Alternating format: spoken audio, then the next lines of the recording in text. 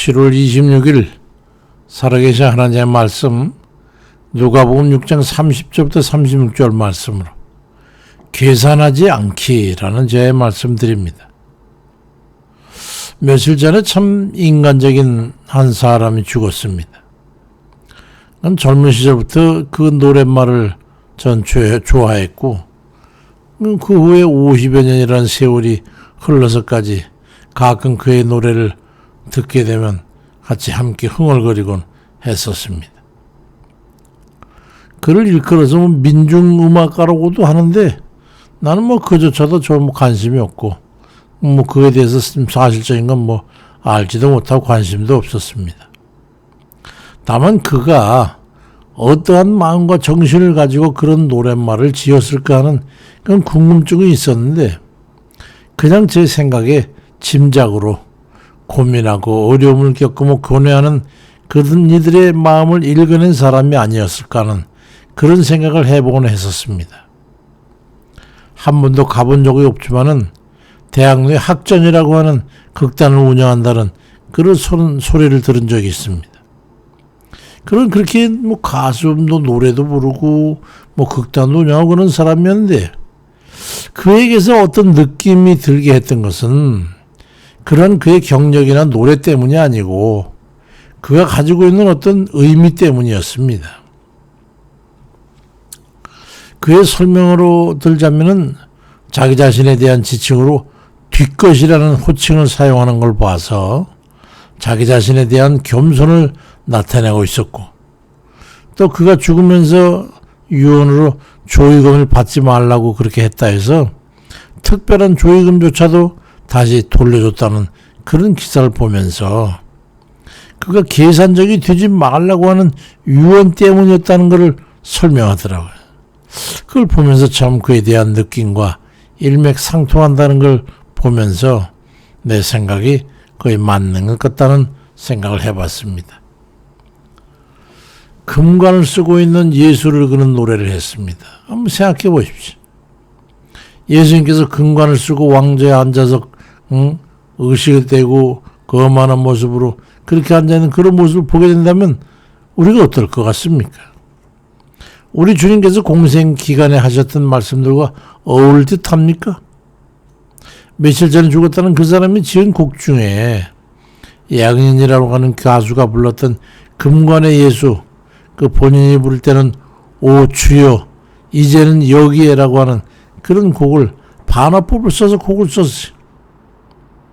그 내용에 보면은 얼어붙은 벌판이나 또 가난의 거리 또 우리 이런 당시에 탄압을 받던 민중들을 돌아보지 않는 예수 또는 그의 예수의 대리자들 그런 비판 내지는 원망을 담고 있습니다.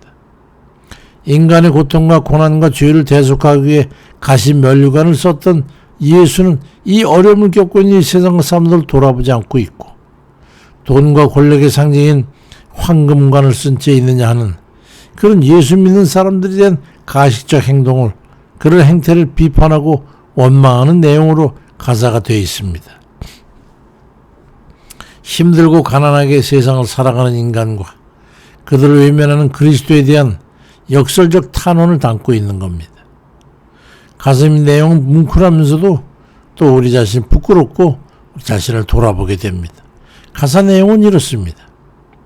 얼어붙은 저 하늘, 얼어붙은 저 벌판, 태양도 빛을 잃어 캄캄한 저 곤욕의 거리, 어디에서 왔나 얼굴 여인 사람들, 뭘 찾아 헤매이나 저 눈, 저 텅 빈 얼굴들, 오 주여 이제는 여기에, 오 주여 이제는 여기에, 이제는 여기에 우리와 함께 하소서.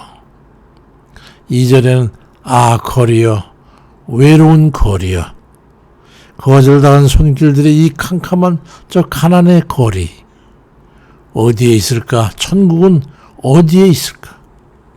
구름 저편 푸른 숲에 거기에 있을까? 오 주여 이제는 여기에, 오 주여 이제는 여기에 우리와 함께 하소서 하는 그런 내용으로 되어 있습니다.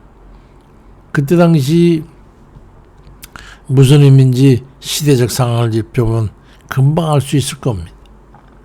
50년 전에 부른 민중가요가 지금 이 시대에 더 절실하게 질책처럼 느껴지는 것은 웬 탓입니까?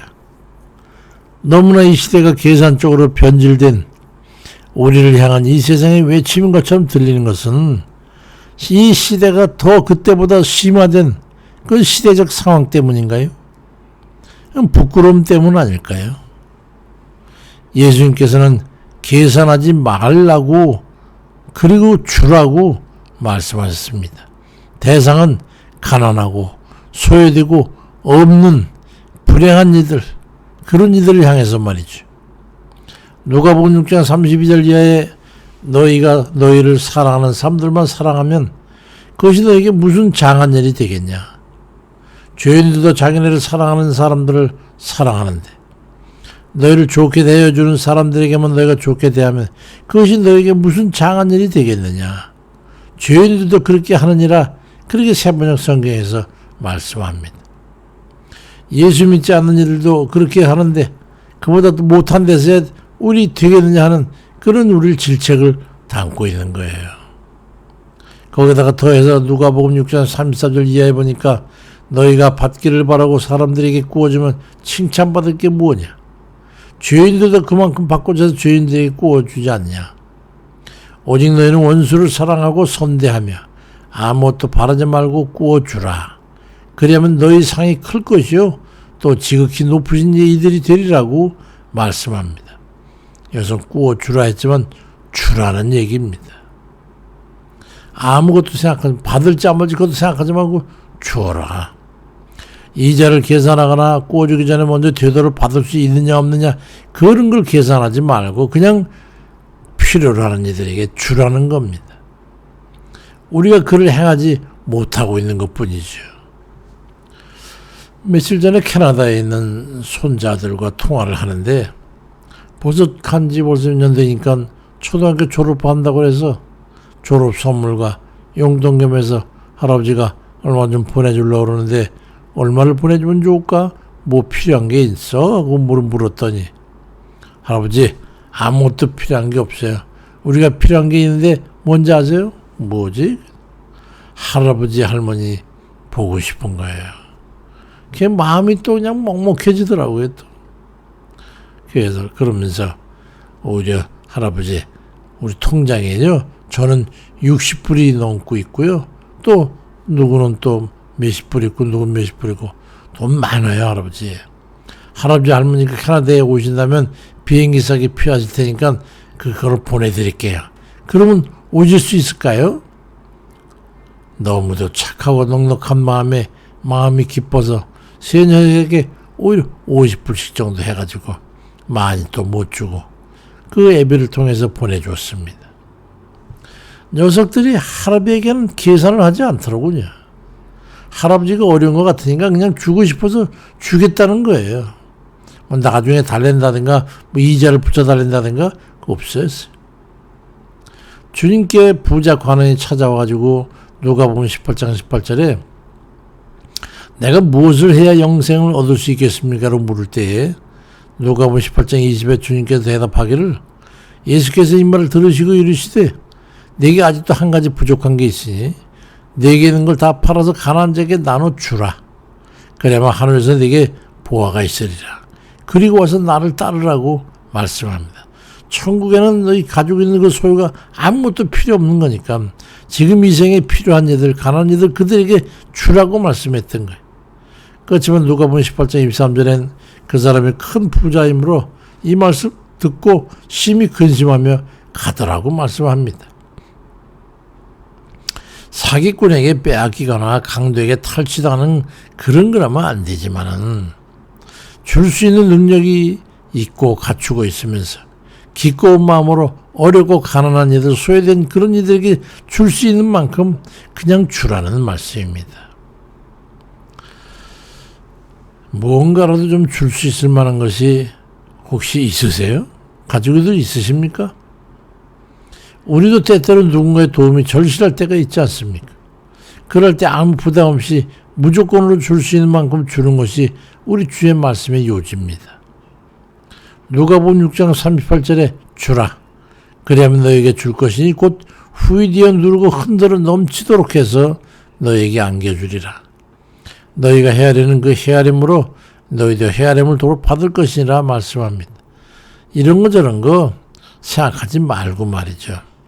헤아리지 말고 계산하지 말고 주라는 거예요. 계산하지 않고 줄 때 오히려 더 나은 갚음이 있을 거라고 하는 역설을 또 말씀하고 있습니다. 계산적으로 살지 않은 삶에 대해서 우리는 한번 생각해 보시기 바랍니다. 돈이 과연 우리에게 절실한 걸까요? 정말 우리 영혼보다 절실한 걸까요? 우리가 불필요하게 그렇게 많이 가지고 있는 그것이 정말 우리에게 필요한 겁니까? 저는 그렇지 않다고 봅니다. 무슨 엉뚱한 소리냐고 돈이 많으면 많을수록 좋은 거지. 저는 절대로 그렇게 보지 않습니다. 우리가 너무 계산적이지 않은가요? 우리 주님께서 우리의 죄를 대속하기 위해서 죽어주시는데 뭔가 대가를 바라고 그렇게 하신 계산적 행동이 거기에 있었습니까? 그러니 우리가 어디까지 주님을 따라가야 할지 어렵지 않게 그것은 알 수 있을 겁니다. 우리의 삶 여기저기에서 할 수 있는 한 기꺼이 손을 펼 수 있는 곳에서 기꺼이 내어놓을 수 있는 그러는 가난한 자들을 긍휼히 여기고 또 그들을 온유하게 대할 수 있는 넉넉한 마음들 품고 사는 그런 이들 되시길 주의 이름으로 축원드립니다. 아버지, 우리 주님의 사랑을 생각할 때마다 저희는 감사하고 우리에게 만약에 10억, 100억, 1000억 있다면은 그 돈을 가지고 우리가 무엇을 할까를 늘 생각합니다. 우리에게 있는 것은 현재 있는 것에서 조금 더 필요하면 필요한 만큼 있을까? 아버지, 더 많은 것을 가져야 우리가 아무 쓸모없는 것임을 깨닫습니다. 우리의 생각일 뿐이지 우리의 두려움이라는 건 믿음이 없는 까닭이요. 주를 의지하지 않는 까닭입니다. 우리가 가지고 있는 것은 주님께서 어디에 쓰라고 지정은 안 하셨지만 대상들을 이미 정하시고 우리에게 명령하시금 주라. 그러면 너에게 더 후이되어 흐르고 넘치도록 내가 안겨주겠다. 왜냐하면 너희의 필요한 것을 너희들이 알기 때문이라.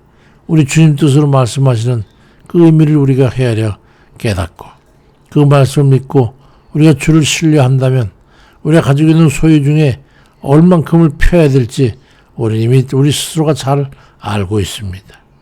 아버지, 무조건적인 축척이 아니라 있는 것으로 소유를 가지고 함께 나눌 수 있는 그런 복된 삶을 살 수 있도록 아버지께서 은혜 베풀어 주옵소서.